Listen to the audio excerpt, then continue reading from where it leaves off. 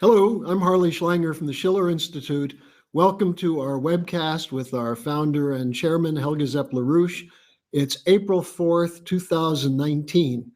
And as is always the case, there's a lot of developments that are taking place, many of which are not known to most of you unless you're on our website, because the media continues to have a policy of blacking out the important developments and just covering the fake news. So we should start with something which is really quite amazing scene of Congress hooping and hollering, welcoming the head of NATO, Stoltenberg, who's come to the United States. It's the NATO anniversary, and he's pushing war. So Helga, why don't we start there? What's the whole point of this trip, and what's he doing?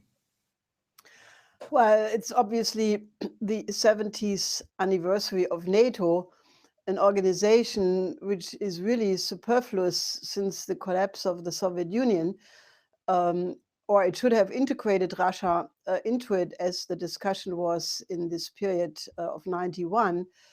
But now here it is, and Stoltenberg is one hawk of the war party. He first met with President Trump in the White House. And, he had quite a different line than Trump, because while Stoltenberg was pushing the line that, NATO must be ready to defend against the authoritarian regime, Russia, and on like that, President Trump had quite a different tone. He said that he hopes that that we have a good relationship with Russia and with China and hopefully with everybody else. And despite the fact that some reporters were trying to push him to say something different, he stuck to this line. But then the next day, as you already said, Stoltenberg addressed the two houses of the Congress, which normally only heads of state do. And this rotten Congress, they celebrated him like a war hero, giving him standing ovations several times and a very long ovation at the end of his remarks. And, you ask yourself, is that consistent with the behavior of Russia and China? And it's clearly not. So the question is, what is this war party really up to, given the fact that you have a whole chorus of such people, like, for example, the US ambassador to NATO, Mrs. Hutchinson. She also talked about the aggressive behavior of Russia, while it is NATO which announced that they increased their presence in the Black Sea, also in the context of the upcoming the final election in Ukraine, where one has to really be attentive of further provocations. So, then you had the whole Atlantic Council, several of its leading members testifying, both in the Congress, in the House of Representatives, and in the Senate, all pushing this line. And actually, the first day of the NATO summit is devoted to Russia as the big threat. So I think this is really worrisome. And from the headlines we just got before this program, they all agreed to increase the defense budget to be 2% of the federal budget in every country, which is way beyond what Germany was willing to do. And obviously, what is this supposed to lead up to? I mean, we are already in the middle of a complete arms race. The cancellation of the INF treaty. I mean, all of this does not look peaceful at all. Well, there's also the discussion of challenging Russia in the Black Sea, in the Baltic. There are encounters almost every single day. In the midst of this, though, there was an act of sanity in the Congress yesterday from Senator Rand Paul and Congressman Khanna, where they put forward a bill in support of President Trump's decision to move troops out of Syria. Do you think it's possible to move the Congress on this? I mean, it's clear that the war party has the upper hand, even after the Mueller report showed that there was no collusion with Russia, no obstruction of justice. Where do you think the Congress is headed on this? Well, I think, the good thing is that President Trump is basically setting a different tone. And, the fact that some of these Democrats are still, trying, despite the nothing burger of the Mueller report, to push anything against Trump. It's like a daily, barrage, text reviews, and, every time they find something new, one can only hope that, given the fact that the 2020 election campaign is already practically happening, that the voters look at that and give them all the bill for their behavior and vote them out of the house. The polls show that there's still very little concern about Russia, that the concern is about jobs, it's about debt, it's about student debt, and so on. So these are going to have to become the issues. Now, just to go back to one other thing on the Russiagate, James Comey was out talking about his fear that the investigation of the investigators, he said this can't be allowed to happen. Obviously, this is something that President Trump said must happen. And how important is this, Helga, that there be a day of reckoning for the people who ran Russiagate? Well, I think it must happen because, the British character of the coup must be exposed, because only if it's becoming clear exactly as Trump has said, who initiated that, who paid for it, 2 years of precious time, enormous amount of taxpayer money was wasted. And as Trump correctly said, this should never, ever happen to an American president again. And, unless it's stopped, it will happen again, because this is the method of control. So I think, the fact that Congressman Nunes gave a whole bunch of documents to Attorney General Barr to investigate these things, and Trump alluded to the fact that his lawyers are doing a good job, and that all of these things have to be made public. All the documents must be released. And I think public pressure for that is absolutely required to keep things on a straight course. Now, at the same time, we're seeing the anti-Russia side of things. There continues to be a drumbeat, in fact, probably more profound now, against China. At precisely the point at which there's some shifts in Europe, the Chinese have made some progress from Italy, Luxembourg. We've reported that previously. But also you have the next Belt and Road Conference coming up in Beijing. Do you think the timing of this is a coincidence, that they're all of a sudden escalating their attacks on China? Well, I think, it is really a very ominous thing, that on the one side, President Trump is practically hoping to get an agreement in the US-China trade talks, which, according to some statements also in the Chinese media and some Chinese politicians, look promising. But there are also articles which point to the fact that there is a complete inconsistency between those people who hope that the US-China trade talks will come to a positive conclusion, and those who declare China to be an adversary, a rival.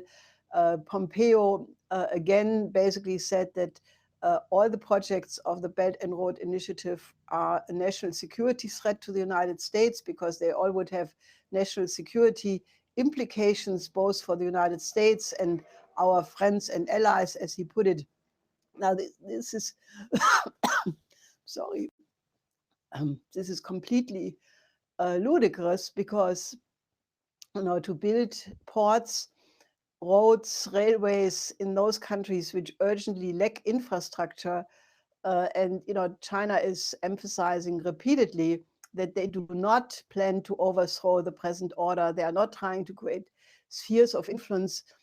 They are on the other side all the time inviting everybody, including the United States, to cooperate. So I think that this inconsistency between, on the one side, when President Trump all the time talks about President Xi as his good friend and that China is a great country, that view, which I think is the healthy and sane view, but very clearly coming from all the intelligence services, but also from Bolton, from Pence, from Pompeo, all the time coming the line of that the Belt and Road Initiative is a big threat. Now that has to be resolved, because you cannot go in the direction of solving the world's problems, especially with the proposal of my husband, that you need a four-power agreement. You cannot have an adversarial relationship with Russia and China and at the same time hope you can solve the world's problem, including the danger of a coming crash, which we should talk about in a little while. But I think this has to be resolved. And I think it's very unfortunate that the United States this time does not plan to send a high-level representative to the Belt and Road Forum end of this month to Beijing. Last time, 2 years ago, they sent Pottinger, which was relatively high level, not high enough, because we had campaigned for President Trump to go himself. This year, there will be more than 40 heads of state. And I think it is really a mistake for the United States not to participate in that, because, as I said, you cannot have it both ways, and China as an enemy image and good trade relations at the same time. One area where it appears as though there's good cooperation developing is in space, where the head of Roscosmos had praised the cooperation with the United States. At the same time, you have Trump with a Kennedy-esque style approach to a Moon-Mars mission. How important is this as a flank against the anti-Russia, anti-China line coming from the neoconservative geopoliticians? Well, as we have stressed many times, if you want to solve the problems of the present, you have to define the future of mankind and then apply that as the way to solve the problems in our present times. Now, obviously, joint space research, space travel, space cooperation in a Moon and Mars program, as President Trump has actually put it back on the agenda. He wants to have Americans back on the moon in 5 years. He wants to have a Moon-Mars commission to work out the next steps into the Mars mission. So this is very, very good. He also mentioned the need for international cooperation in that. And obviously, as Rogozin, the head of Roscosmos, just emphasized, the relationship between Roscosmos and NASA are fortunately very good. There are 3 astronauts being trained in the Yuri Gagarin Center in Russia right now for 3 months. So this is all going in the right direction. And obviously, the very exciting is that the U-2 rover is working again on the far side of the moon, making measurements of rocks and other experiments. So I think that, if the United States, Russia, India, China, and other spacefaring nations, ESA, if they all would cooperate, then, all the problems really can be solved, because the approach astronauts are taking is to work together. And Rogozin, said it to the point. He said, in space, we realize we need each other. And since our whole planet and the whole human race is in space, so to speak, I think that outlook is what should be applied to all other problems on our planet. So we can see the 4 powers coming together in space, and why not on the Earth? Now, that brings us to what's sometimes a painful topic, which is the situation in Europe, where on the one hand, we've seen the effects recently of President Xi Jinping's trip to Italy, the memo of understanding signed between Italy and China, one from Luxembourg.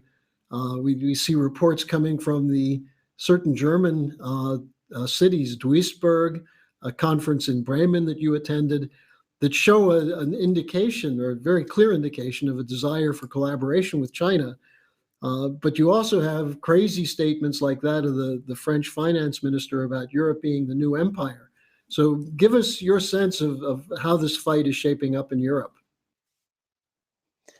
Well, I think the two tendencies which we just discussed for the United States, Trump being somebody trying to reach out to Russia and China, and then the war party trying to block that, the same kind of conflict you can see in Europe, where, this, you mentioned the French finance minister, Bruno Le Maire, who just put a book out, uh, Europe, the Empire in the 21st Century, which is really incredible that people have the guts and the nerve to praise Europe as an empire. And he says, we need Europe to be a peaceful empire, but an empire to counter the Chinese Belt and Road Initiative and to counter uh, Trump's America First policy.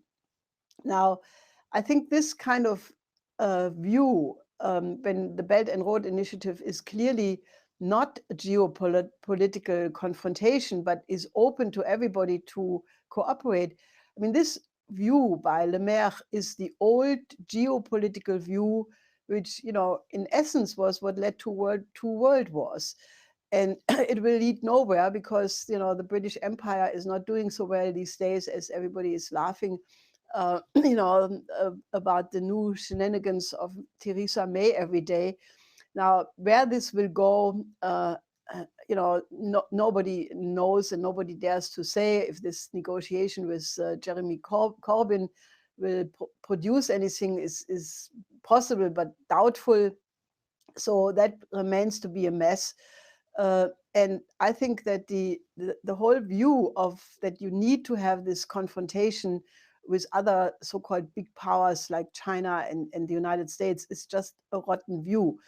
And therefore, I think it is much, much better that, you have the developments of Italy joining the Belt and Road Initiative, Luxembourg, which, is really amazing given the fact that Juncker was the prime minister of Luxembourg, but now Luxembourg signed a memorandum of understanding. And even in Germany, there are many signs that there is a desire by the German industry to be not left out. You mentioned the Bremen conference. I actually attended. This was the founding of the German Association for the Silk Road, New Silk Road. And despite the fact that there was a barrage of attacks by this tabloid Bild-Zeitung, really 2 times blasting it, the attendance was excellent. It was 150 people.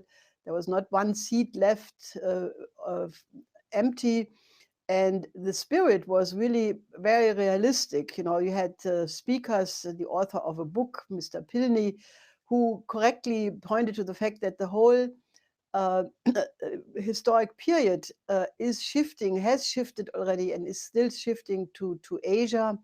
That we will see the Asian next century, which naturally we will make sure that it's not only the Asian century, but it's true that the economic momentum has already shifted to Asia, and that the pendulum of history just has moved back in the other direction. And he pointed to the fact, that people who study the history of China in particular, but also other Asian great nations, will realize that China, but also India and other Asian nations were in the forefront of the history of the planet for millennia, having contributed incredible things in science, in art, in culture, and that then another speaker, an economist, basically pointed to the fact that the momentum is already there, and either Germany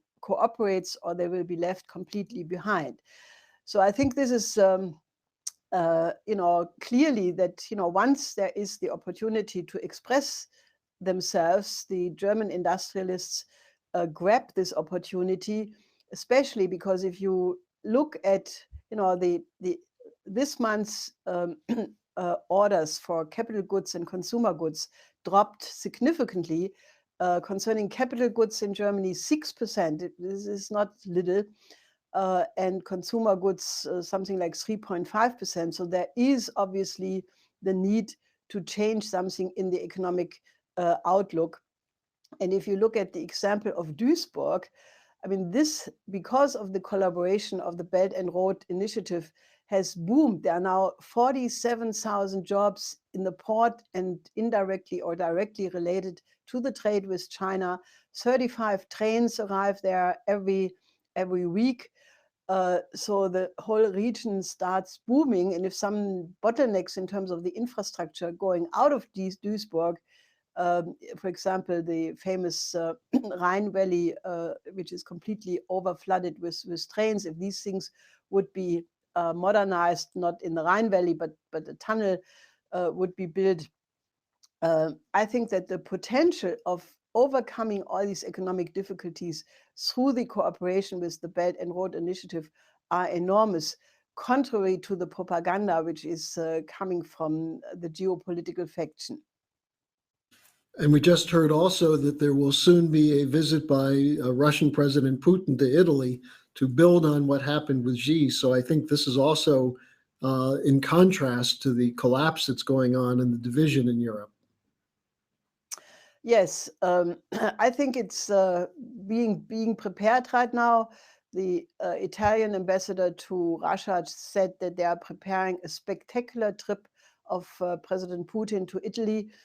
And, I think the need to put a different agenda on the table of cooperation is so absolutely urgent because the Italian finance minister, Tria, who actually immediately after actually at the end of the visit of Xi Jinping to Italy, participated in the Boao Forum.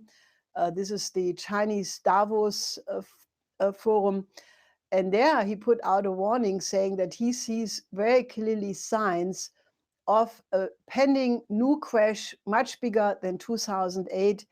And he basically warned that a global reduction in the economy in general could become the trigger point for such a general collapse. And we just heard the new figures that the collateral, the CLOs, the collateral loan obligations, these are leveraged loans of firms which have indebted themselves. This is the equivalent of the CDOs were in the 2008 crisis. That could really, with the economic downturn, become the trigger point for a chain reaction collapse. And that is actually very urgent. So I think, we really need to discuss urgent measures. What my late husband, Lyndon LaRouche, has proposed is still absolutely the only way to go. You need Glass-Steagall to protect the commercial banks. You need to separate the casino part of the economy, and then you need a national bank in every country, a credit system, and then cooperate with the Belt and Road Initiative in the development of Africa, the reconstruction of the Middle East. And there, all the European countries, including the United States, should find an approach of cooperation with Russia and China, and then you can solve all the problems really, because only such an international cooperation is the way to go, while all other roads can only lead to hell and disaster. And I think it's crucial to put together what you said earlier about this Lemaire book on the new empire with an op-ed that was written by the British Foreign Minister Hunt in the Washington Post, where he said, I think the title was, "Even with Brexit, Britain will shape world events."